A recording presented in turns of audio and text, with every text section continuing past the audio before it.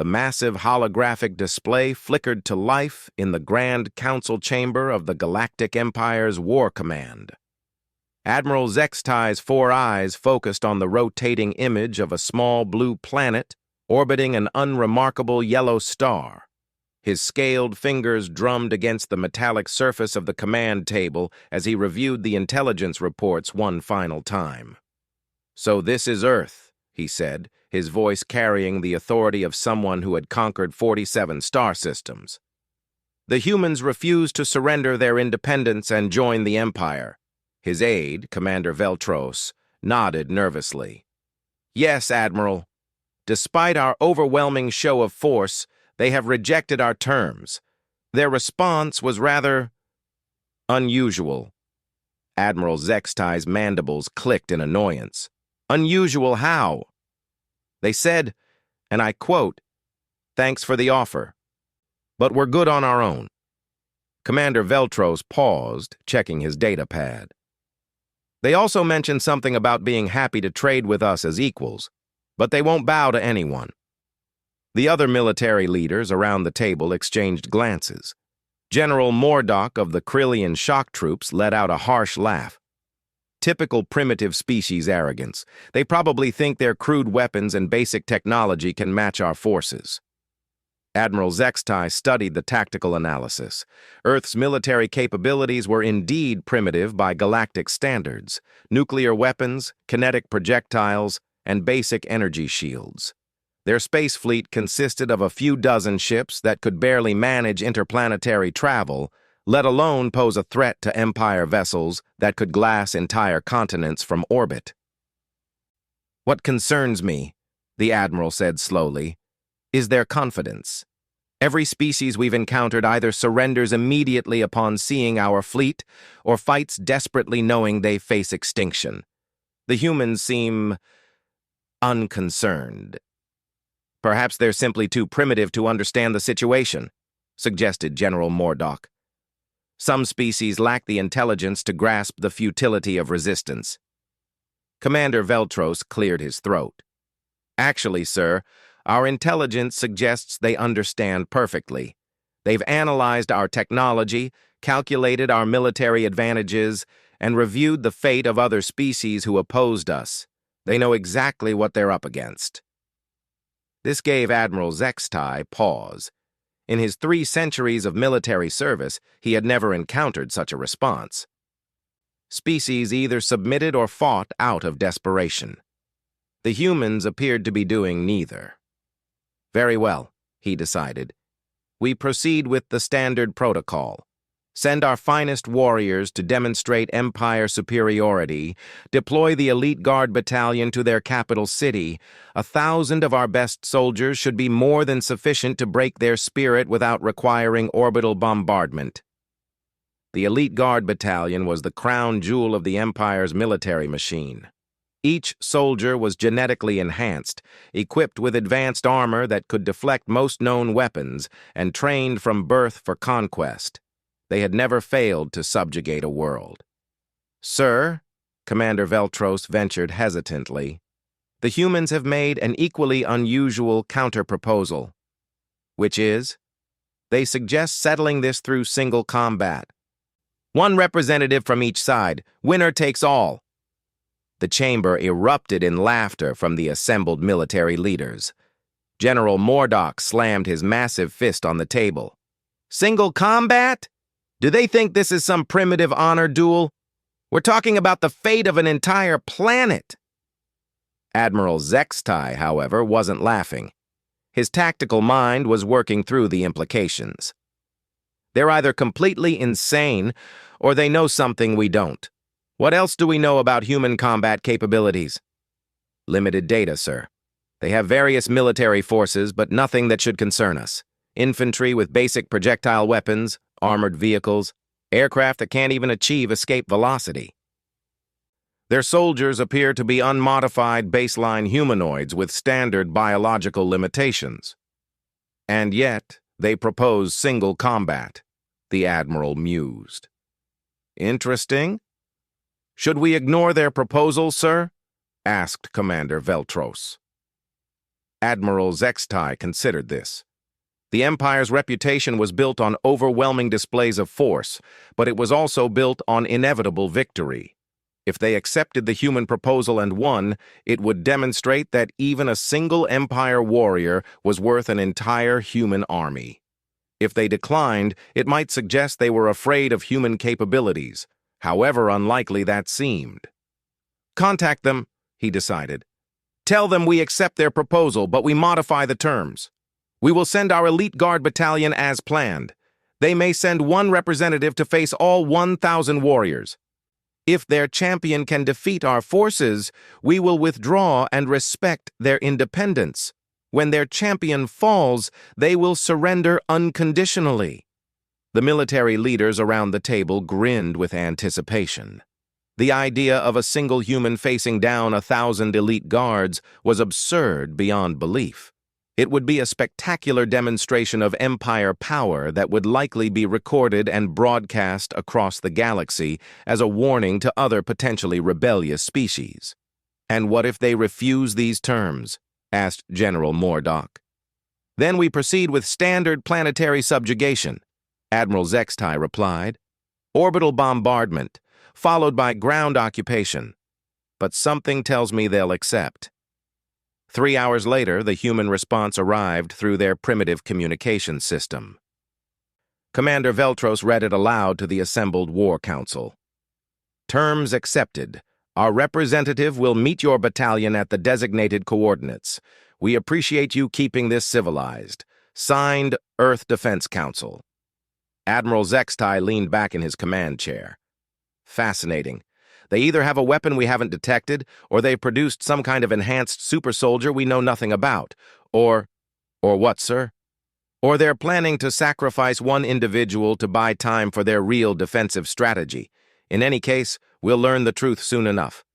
General Mordock cracked his knuckles, each joint producing a sound like breaking stone. Should we prepare alternative forces in case this champion proves more challenging than expected? No. Admiral Zextai decided.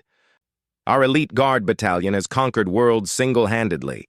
If they somehow fail against one human, we'll have learned something valuable about this species. But I seriously doubt that will be necessary. As the War Council dispersed to prepare for the coming demonstration, Admiral Zextai remained in the chamber, studying the tactical displays. Something about this situation felt wrong, but he couldn't identify what. The humans were clearly outmatched in every measurable way. Their technology was centuries behind Empire standards. Their military forces were tiny compared to what they faced. Their planet had no significant defensive installations or hidden weapons that satellite scans could detect. Yet they remained confident, almost cheerful, according to the communication logs. That level of certainty in the face of impossible odds was either supreme arrogance or supreme confidence backed by something the Empire had missed. Computer, display all available intelligence on human combat doctrine and individual warrior capabilities, he commanded. The holographic displays updated with sparse information. Humans fought in organized units with combined arms tactics. Individual soldiers were trained in various weapon systems, but showed no evidence of genetic enhancement or technological augmentation beyond basic equipment. Physical capabilities were within normal parameters for a baseline humanoid species. Computer, display records of any unusual individual humans in their military hierarchy. Again, nothing remarkable appeared. Various officers and soldiers with standard career progressions and achievements. No obvious super soldiers or enhanced individuals. Admiral Zextai drummed his fingers again, a nervous habit he'd developed over the decades. Computer, display human historical combat records. This time, something interesting appeared. Humans had been fighting among themselves for their entire recorded history. They had developed remarkably efficient ways of killing each other using limited technology. Their conflicts showed tactical innovation, individual heroism, and a disturbing willingness to accept casualties that would break most species' morale. Persistent, he murmured. But persistence doesn't overcome 1,000-to-1 technological and numerical disadvantage. Still, as he prepared for sleep that night, Admiral Zextai found himself wondering what exactly the humans planned to send against his elite guard battalion. Whatever it would likely be over quickly. But he had learned long ago that overconfidence killed more commanders than enemy weapons. Tomorrow would provide answers. And either way, the Empire would have a new world to add to its collection. The transport ship descended through Earth's atmosphere like a falling star, its heat shields glowing bright orange as it carried the Empire's elite guard battalion toward the surface. Inside the massive vessel, 1,000 warriors checked their weapons and armor one final time. Each soldier stood nearly 3 meters tall, their enhanced muscles rippling beneath advanced combat suits that could withstand direct hits from most known weapons. Captain Thokmar commanded the battalion, his scarred face bearing the marks of 30 successful planetary conquests. He walked among his troops, offering final words of encouragement, though none seemed necessary. The elite guard had never known defeat. "Remember," he called out over the comm system, "we are making an example here. This single human champion must be destroyed completely, but do it with style. The entire galaxy will watch this recording." The soldiers responded with a unified battle cry that echoed through the ship's hull. They had trained for this moment their entire lives, and facing one primitive human seemed almost insulting to their skills. As they neared the landing zone, Captain Thokmar studied the terrain display. The humans had chosen an open field outside their capital city, with clear lines of sight in all directions. No cover, no defensive positions, no apparent tactical advantages. It was perfect ground for demonstrating Imperial superiority. "Tactical analysis complete," reported his lieutenant. "Single human contact confirmed at the center of the designated area. No other military units detected within 50 kilometers. No hidden weapons or defensive installations." Captain Thokmar allowed himself a small smile. "As expected, deploy in standard conquest formation. Surround the target, then close in systematically. I want every angle covered by multiple weapons. No matter what kind of armor or enhancement this human has, it cannot survive concentrated fire from 1,000 directions." The transport ship settled to the ground with a thunderous roar, its massive engines kicking up clouds of dust and debris. The boarding ramps lowered with mechanical precision, and the elite guard battalion marched out in perfect formation. Each step was synchronized. Each weapon held at the ready, each soldier scanning for threats with enhanced visual sensors. What they found waiting for them was not what anyone had expected. In the center of the field stood a single human male, appearing to be in his 30s by local standards. He wore no armor, carried no visible weapons, and showed no signs of genetic enhancement or technological augmentation. He was dressed in what appeared to be casual civilian clothing, simple pants, a plain shirt, and comfortable walking shoes. His hands were empty, his posture relaxed, and his expression was calm to the point of being bored. Captain Thokmar activated his external speakers, his voice booming across the field. "Human, I am Captain Thokmar of the Imperial Elite Guard Battalion. Surrender now, and your death will be swift." The human cupped his hands around his mouth and called back, "Hi there, I'm Marcus. Nice day for this, isn't it?" The casual tone threw the captain off balance. This was not how condemned enemies typically responded. "Marcus? That is your name? What is your rank and unit designation?" "Oh, I'm not military," Marcus replied cheerfully. "I volunteer for the fire department back home, but that's about it. You guys came a long way for this, huh?" Captain Thokmar felt his confidence waver slightly.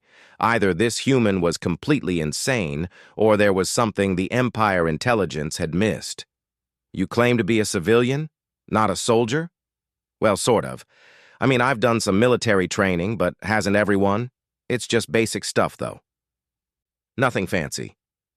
Marcus stretched his arms over his head like he was preparing for a morning jog. "So how do you want to do this? All at once, or should we make it more interesting?"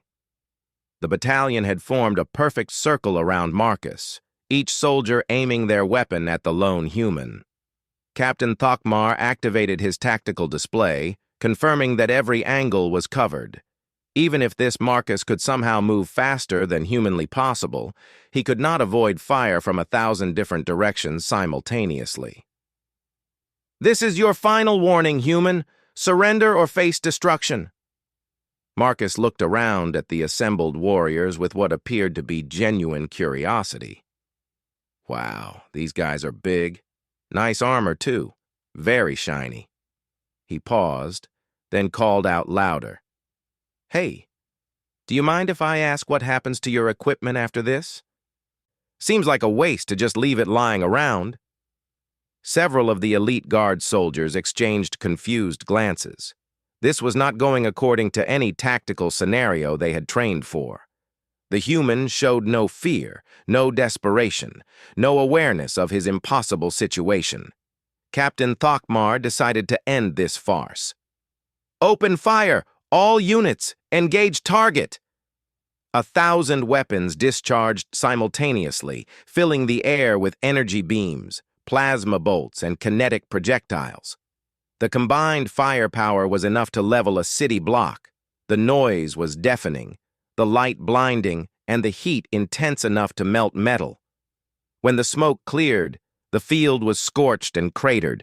The ground had been fused into glass in several places. The air still crackled with residual energy, and Marcus stood exactly where he had been before, completely unharmed. He brushed some dust off his shirt and looked around at the stunned soldiers. "Well, that was loud. You guys okay? I know that much concentrated fire can cause some equipment overheating." Captain Thokmar stared in disbelief at his tactical display. Every weapon had fired. Every shot had struck the target zone. The energy output had been sufficient to vaporize a small mountain. Yet the human remained standing, apparently uninjured and certainly unarmored. "Impossible," he whispered. Then louder, "Secondary barrage, maximum intensity."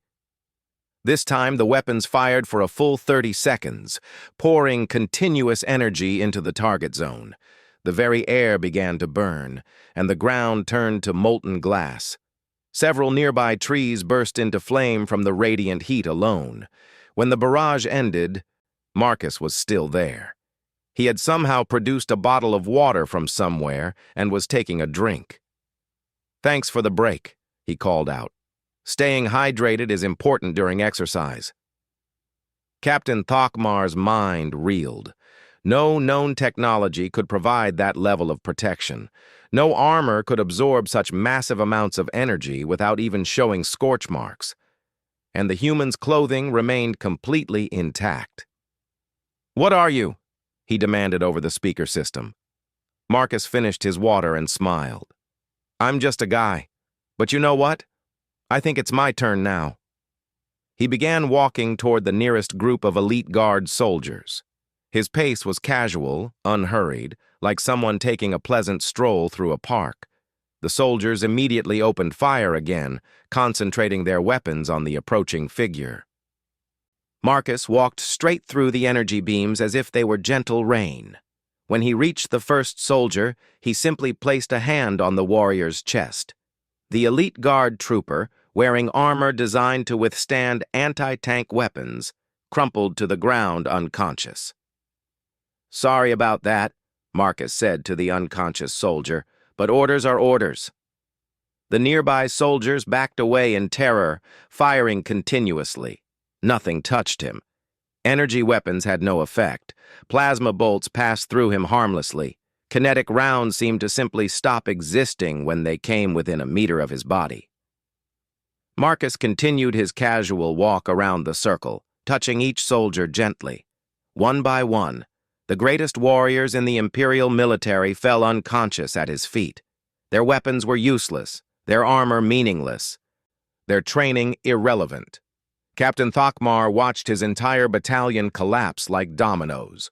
Warriors who had conquered planets fell before a single touch from an apparently unarmed human civilian. "Retreat!" he finally screamed. "All units, fall back to the transport!" But it was too late. Marcus had already worked his way through most of the circle, and he was moving faster now, almost seeming to teleport between soldiers.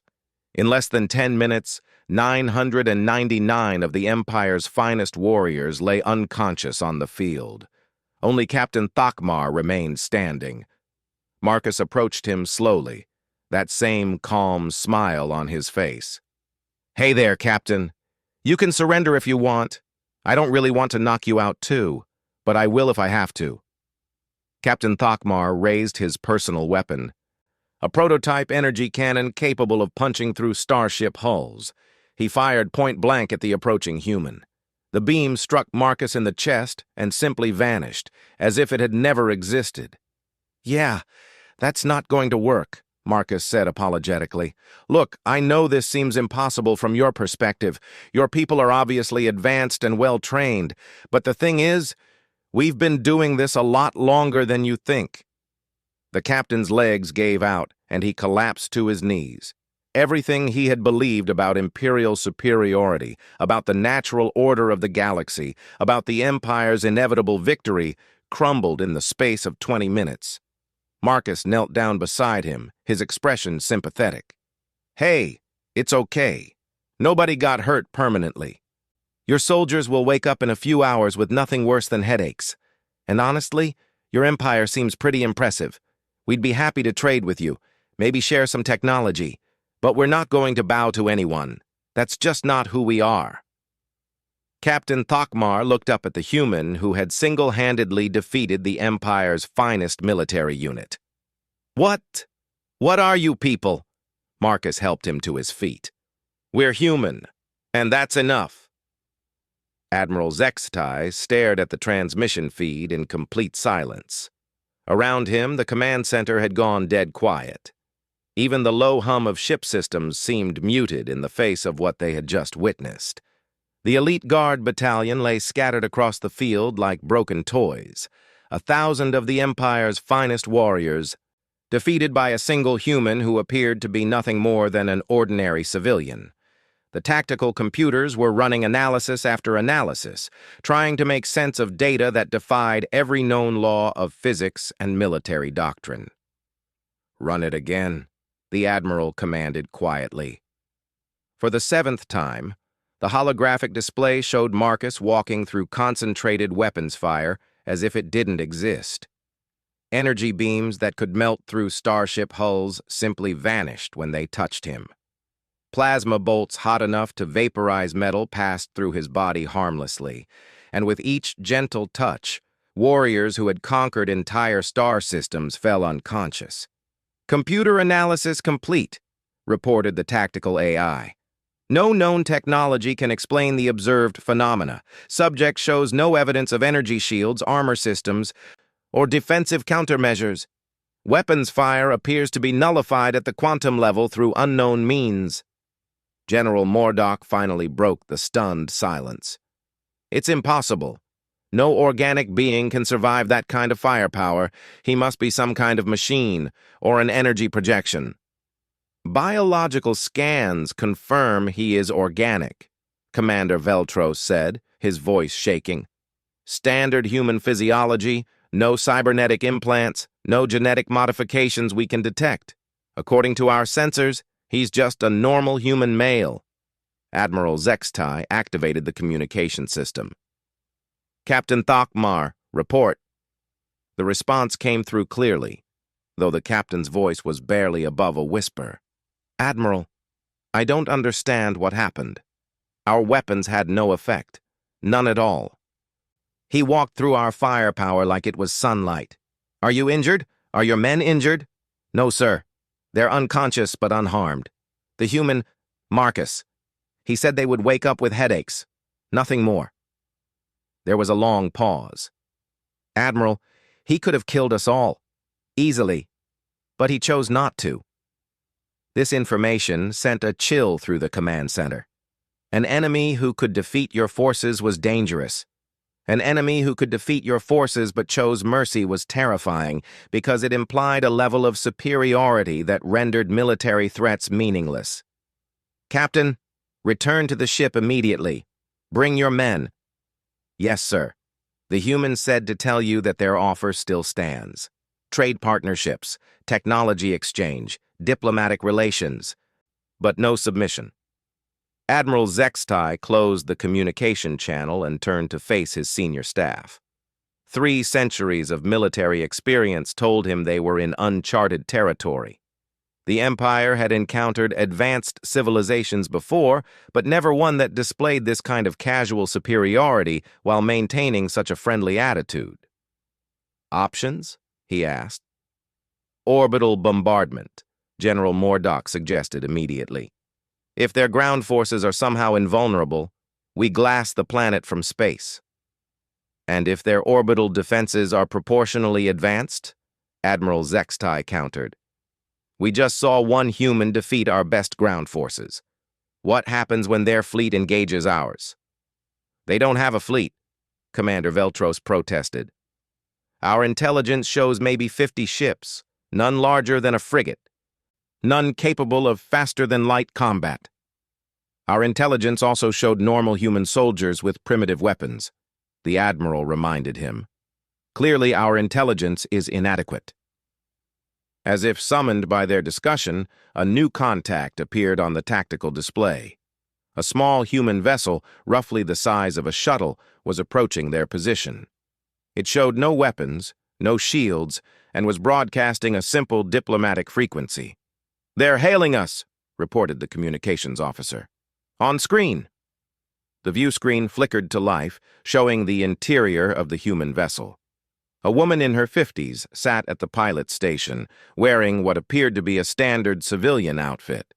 Behind her, Admiral Zextai could see simple controls and displays that looked almost primitive compared to Empire technology. "Hello there," the woman said with a warm smile. "I'm Sarah Chen, Earth's ambassador for first contact situations. I was hoping we could chat about what just happened down there." Admiral Zextai found himself at a loss for words. This was not how post-combat diplomatic contacts typically proceeded. "Ambassador Chen, I am Admiral Zextai of the Galactic Empire Fleet." "Pleased to meet you, Admiral. I hope your soldiers are okay. Marcus tends to be very gentle, but we know this situation was probably stressful for everyone involved." "Our soldiers are recovering," the Admiral managed. "Ambassador, we need to discuss what we witnessed. Your representative displayed capabilities that appear impossible according to known physics." Sarah's expression became more serious, though still friendly. "Yes, I imagine that was confusing. Would you mind if I came aboard your ship? This conversation might be easier in person, and I have some things to show you that might help explain the situation." Every military instinct screamed against allowing an unknown enemy aboard his command vessel. But the same instincts had told him that 1,000 elite guards could defeat one human, so perhaps it was time to reconsider traditional thinking. Very well. Docking Bay 7. 20 minutes later, Ambassador Chen sat across from Admiral Zextai in his private conference room. She had arrived alone, carrying nothing but a small data pad and what appeared to be a container of tea. Her manner was relaxed and professional, as if she were discussing trade agreements rather than the aftermath of an impossible military defeat. "First," she said, pouring herself a cup of tea from a thermos, "I want to apologize for the dramatic demonstration. We tried to think of gentler ways to make our point, but sometimes a practical example speaks louder than explanations. Your point being that humanity possesses military capabilities far beyond what our intelligence suggested? Our point being that military capabilities are relative." Sarah sipped her tea thoughtfully. "Admiral, how old is your species?" The question seemed random, but Admiral Zextai answered anyway. "The Empire has existed for 12,000 years. My species achieved spaceflight approximately 15,000 years ago. And you've been expanding, conquering, and absorbing other civilizations for most of that time? It is the natural order. Advanced civilizations guide and protect less advanced ones. The Empire brings peace, prosperity and technological advancement to primitive worlds. Sarah nodded as if she understood completely. That's a very reasonable approach for a young civilization. Humans tried something similar during our early expansion phase. Early expansion phase? Admiral, humanity is approximately 200 million years old. The statement hit the room like a physical blow. Admiral Zextai felt his worldview shift fundamentally. That's impossible. Your technology appears primitive. Your ships are basic. Your weapons are crude. By your current standards, yes, Sarah agreed. We went through a phase similar to what your empire is experiencing now. We built vast fleets, conquered worlds, imposed our will on younger species. It was efficient, and it worked well for about 50 million years. She paused to take another sip of tea, letting the timeline sink in. But eventually we realized that approach had limitations. Conquering civilizations meant we were always dealing with resistance, rebellion, and resentment. We were spending enormous resources maintaining control over people who didn't want to be controlled. So we tried a different approach. Which was? We stepped back. We let other species develop naturally, offering help when asked, but never imposing our will. We focused our technology on defense and sustainability, rather than conquest and expansion. We learned to live quietly. Admiral Zextai struggled to process this information. But your ships, your weapons, are exactly as advanced as they need to be for our purposes, Sarah finished. Why build massive warships when smaller, efficient vessels serve our needs? Why carry devastating weapons when we prefer not to devastate anyone? Our technology looks primitive because we've moved beyond the need to intimidate people. And Marcus? Marcus is a volunteer from our Planetary Defense Corps. He's a firefighter in his regular job, but he trains on weekends for situations like this. Every human does some form of defensive training, but most of us never need to use it. Every human has those abilities? To varying degrees, yes. When you've had 200 million years to develop, you tend to find solutions to most problems. Humans learned to manipulate matter and energy at the quantum level long before your species discovered fire. The implications crashed over Admiral Zextai like a tidal wave. If every human possessed even a fraction of Marcus's abilities, if their apparently primitive technology was actually sophisticated beyond imperial understanding, if their friendly demeanor masked capabilities that could destroy the Empire without effort. You could have wiped out our fleet, he said quietly. Of course. But why would we want to? You seem like decent people who are trying to build something good for your species. The fact that you accepted single combat instead of just bombing the planet shows you have honor. We respect that. But you won't submit to imperial authority. Sarah's expression became firm but not unfriendly. Admiral, humans knelt to no one when we were primitive cave dwellers, and we certainly won't start now, but that doesn't mean we can't be friends. Admiral Zextai sat back in his chair, feeling centuries of certainty crumble around him.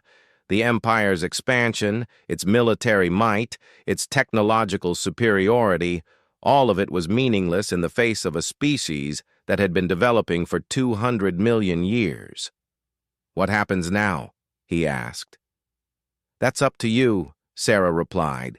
You can report back to your superiors that Earth is under the protection of an advanced civilization and recommend peaceful contact. We'd be happy to establish trade relationships, share some technology that might be helpful, and generally be good neighbors. And if the Empire decides to attack anyway? Sarah's smile never wavered, but something in her eyes suggested depths of power that Admiral Zextai couldn't begin to fathom. Then the Empire would learn why humans have survived for 200 million years in a galaxy full of ambitious young species. Admiral Zextai looked at this elderly human woman, sitting calmly in his conference room, sipping tea and speaking of cosmic timescales as if they were ordinary things. He thought about Marcus walking through weapons fire that could level mountains. He thought about an entire species that had moved beyond the need for conquest or dominance. "I believe," he said slowly, "that peaceful contact would be the preferred option." "I'm glad to hear that, Admiral. And who knows? Maybe in a few million years, when your empire has had time to grow and develop, we can really be equals." As Sarah finished her tea and prepared to return to her shuttle, Admiral Zextai realized that humanity had given him and his empire the greatest gift possible: the knowledge that there was still room to grow, still time to evolve, and still hope for something better than endless conquest. The galaxy, it seemed, was much larger and older than anyone in the empire had ever imagined, and humanity had just offered them a place in it as friends rather than subjects. It was, Admiral Zextai reflected, a far better outcome than anyone had dared to hope for.